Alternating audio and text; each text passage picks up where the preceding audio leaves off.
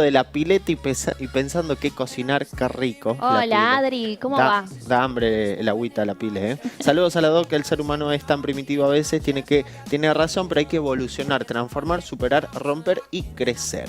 Muy bien, ahora sí, vamos a darle la bienvenida, lo habíamos anticipado, a Julián Colombo, ejecutivo referente del sector fintech y tecnológico financiero. Se desempeña como CEO de N5, una empresa de software especializada en soluciones para bancos, fintech y compañías de seguros. ¿Cómo estás, Julián, perdón? Juan Ignacio, Anto, te saludan. Le dije Felipe porque me Por dijeron el Papá Noel, sí. Julián, ¿cómo estás? Buen día, querido. ¿Todo bien? ¿Todo tranquilo? Bienvenido al matutino. Muy bien, muchas gracias. Y yo creo que esto es una señal de que hay que bautizar al Papá Noel como Julián. Para no confundirse más. Listo, Julián, nuestro nuevo Papá Nuestro Noel. nuevo Papá Noel. Bueno, Julián, ¿cómo estamos? ¿Cómo terminamos este año? Sabemos que cuando hablamos de fintech, hablamos de finanzas, de tecnología. Creo que es algo que evoluciona constantemente día a día. ¿Cómo se puede definir este 2025 en cuanto a cómo terminamos, no? Muy bien. Bueno, hay una división clara entre lo que le pasó a Argentina y lo que le pasó al resto del mundo, ¿no? Probablemente Argentina ha tenido un año de muchísima más estabilidad que lo acostumbrado en el mundo financiero. El mundo financiero, si uno piensa lo que quería hacer un argentino típicamente era protegerse contra la inflación. Y aunque la inflación no ha desaparecido, dejó de ser un tema súper central y empiezan a aparecer otras cosas que son consecuencia también de cuando se reduce la inflación, por ejemplo, empieza a aumentar las incobrabilidades. O sea, hay poca gente que es consciente que los países que tienen menos índices de incobrabilidad son Venezuela o Argentina. Claro. Porque históricamente uno pedía un crédito al 40%, la inflación era 100%, en realidad la tasa era menos 60%. La gente pagaba porque no se quería quedar afuera de ese circuito. Cuando la inflación para, algunas otras cosas reaparecen. Por otro lado, desde el punto de vista del mundo, esto no es Argentina, de hecho estoy en otro país, como donde está gran parte de nuestro negocio, está en muchos países. ¿Dónde estás, Julián? Yo estoy en Brasil en este momento, en nuestra oficina de Brasil, por eso ahí ven el loguito de la compañía por ahí atrás. El N5, sí. En el jardín. Pero en el resto de los países, donde probablemente la coyuntura económica es más estable en términos de largo plazo, el tema del año es la inteligencia artificial y cómo la inteligencia artificial fue cambiando muchas de las realidades objetivas de la experiencia de una persona en la industria financiera, en banco, en seguros, en billeteras electrónicas. Excelente. Julián, ¿cómo impactan hoy las fintech en relación a la vida cotidiana de las personas, no solamente acá en Argentina, sino en el mundo? Mira, una de las cosas más interesantes es que hoy el banco más grande de Latinoamérica es una fintech. Nubank es brasileño, pero ya está en Colombia y México. Por lo tanto, cuando uno piensa en fintech, piensa en una serie de realidades que son fácticas, ¿no? Que es la fintech, que es una empresa más liviana, más cool, más canchera, te habla mucho más informalmente, no tiene sucursales, las cosas funcionan mejor, evoluciona muy rápido. Digamos, si uno piensa en el app de su banco provincial y el app de una fintech hecha por 5 chicos, digamos, ya ve diferencias. Por otro lado, hay una realidad tan dura como la anterior, que es que la mayoría de las fintech del mundo pierden plata. El 97% de las fintech del mundo pierden plata. Y a muchas menos de ese 3% que gana plata repaga el capital. ¿Qué significa repagar el capital? Una empresa que invertí $500 millones para hacer y gana $10, gana plata, pero la verdad me hubiera convenido comprarme un taxi, o sea, hacer cualquier otra cosa. Claro. Entonces, las que pagan el capital son aún menos. Algunas de las más exitosas fintech del mundo, ustedes las conocen. Por ejemplo, Mercado Pago es una fintech extraordinariamente exitosa, rentable. Por supuesto, es un tratamiento un poco injusto porque empieza de tener un montón de clientes que son los de Mercado Libre. Entonces, pero empezamos a ver algunas realidades, como Nubank, el banco brasileño que les digo, tiene como 100 millones de clientes ya, Nubank, Sterling, Monzo, una serie de fintechs que no sustituyeron a la banca tradicional, pero que encontraron un espacio. Pusieron los codos y encontraron un espacio. Y lo que va a ir pasando es que los bancos tradicionales se van a ir pareciendo más a la fintech, porque los bancos tradicionales tienen la presión. Antes competían contra otro tan lento como ellos, ahora se dan cuenta que los empezaba a pasar por el costado, y al mismo tiempo los inversores de la fintech las miran y le dicen, bueno, todo muy lindo, la gente muy contenta, pero ¿cuándo me vas a devolver la plata que te presté? Entonces van a ir convergiendo, las fintech se van a poner más rentables y un poquito menos arriesgadas en sus apuestas, y los bancos se van a poner más modernos. Julián, ¿se puede decir entonces que los bancos tradicionales y las fintech son competencia y los bancos están un poquito celosos del crecimiento de la fintech? ¿Tienen miedo a ser reemplazados tal vez? ¿O ya fueron reemplazados? La verdad es que siempre una amenaza competitiva hace una disrupción en el clima interno de una organización. Digamos, si vos ves, yo hace muchísimos años que no vivo en Argentina, pero me acuerdo de los bancos, digamos, y los conozco por algunos son clientes, pero Santander, Galicia, BBVA, bueno, tienen diferentes unidades, y por supuesto los bancos del Estado, ¿no? En general están acostumbrados a competir. Santander y BBVA compiten en 5 países de igual a igual, se conocen, uno rojito, el otro azulito, más o menos hacen las mismas cosas. Cuando viene alguien que no juega con la misma lógica, es disruptivo. Claro. Y una de las lógicas fundamentales, esto es algo que poca gente pensó hasta porque tienen la saludable costumbre de no pensar en la industria financiera, que es algo aburridísimo. Pero si uno piensa, la diferencia entre una fintech y un banco no es que la gente de la fintech sea más cool, no es que la tecnología sea mejor, que lo puede ser, sí, sino que los dueños quieren cosas diferentes. El tipo que invierte en el Citibank en Estados Unidos tiene una personalidad, un uso de sus inversiones muy diferente del que invierte en la fintech más revolucionaria del mundo. El que invierte en Citibank invierte en empresas de cientos de años que ganan plata todos los años en forma moderada, no moderada, ganan un montón de plata, pero en función de lo que valen, moderada, digamos, y no corren grandes riesgos. Y una fintech pierde dinero un montón de años con la expectativa de ganar muchísimo un día. Claro. Entonces, ¿qué le pide el dueño a cada uno? El dueño es el inversor, el tipo que te da la plata es el dueño de la compañía. No importa quién es el CEO, pero el que te da la plata es el dueño. Entonces, el que le da la plata a un banco público, un banco público es el Estado y también tiene otras misiones de otro tipo. Pero imaginemos un banco muy estable, grande, privado. La gente, el que le invierte le dice, quiero que siga haciendo lo que sos. Yo invertí, yo sabía quién eras Banco Macro, yo sabía quién eras Banco Galicia. Yo quiero que siga haciendo esto. Si yo hubiera querido invertir en alguien sumamente revolucionario, invertía en otro. Sí, ya sé que existen. Entonces, pero en definitiva hay una competencia y hay una complementariedad también. Algunos se compran a otros se van fusionando, algunos usan las redes de pagos de otros. Es mucho menos, si querés, hay mucha menos rivalidad de la que la gente cree. Ahí va. Julián, ¿y cómo las fintech pueden ayudar a quienes nunca accedieron al sistema financiero formal?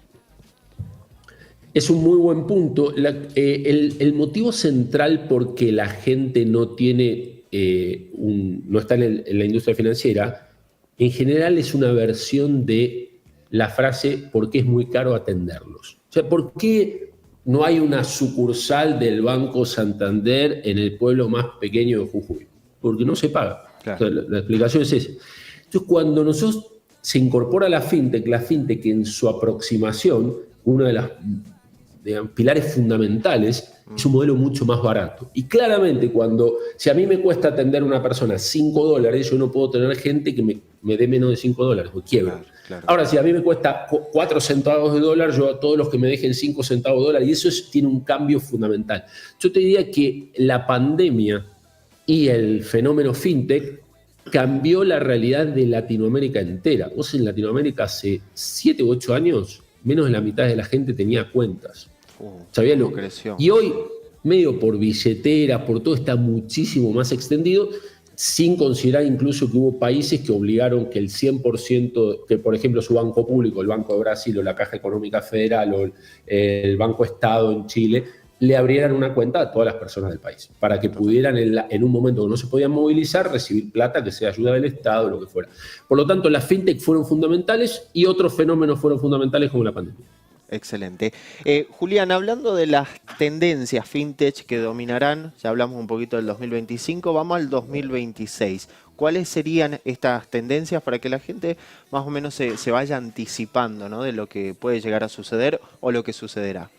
Genial. Lo primero es que va a haber consolidación. ¿Qué significa consolidación? Es una palabra difícil para decir que no hay espacio para 42 billeteras, 38 de las cuales pierden plata. Entonces, consolidación significa que en algún momento los Mercado Pago, los Ualá, van comprando a alguien que hizo un intento, pero que no anduvo, pero que tiene 50.000 clientes en algún lugar regional. Entonces, hay una consolidación. De hecho, cuando uno mira, y yo creo que la última vez que miré el dato, Argentina tenía como 42 billeteras, de las cuales 5 ganan plata. Uno puede pensar que los otros 37 tipos son unos giles, porque ¿por qué hacen una billetera hoy? La hacen para vendérsela a alguien. O sea, la hacen, arman algo, agarran, soy la billetera de los criadores de caballos, soy la billetera de los jugadores de tenis, soy la billetera de los que se peinan para el costado. Y después, si logré capturar 200.000 clientes, 300.000 clientes, alguien un día me paga por mi empresa, aunque nunca fue rentable. Digamos, en ese momento los clientes migran a una billetera que es mucho más eficiente y ahí sí se viene rentable. Entonces, va a haber consolidación, va a haber menos compañías prestando esos servicios. Okay. Será en 2026 al principio, al final, en 2026 al final. Pero digamos, es inexorable, es direccionalmente correcto. Lo segundo es que vamos a ver muchas más aplicaciones de inteligencia artificial en el día a día. ¿Y qué es la inteligencia artificial aplicada a la atención de clientes? Es algo que yo llamo la democratización de la empatía.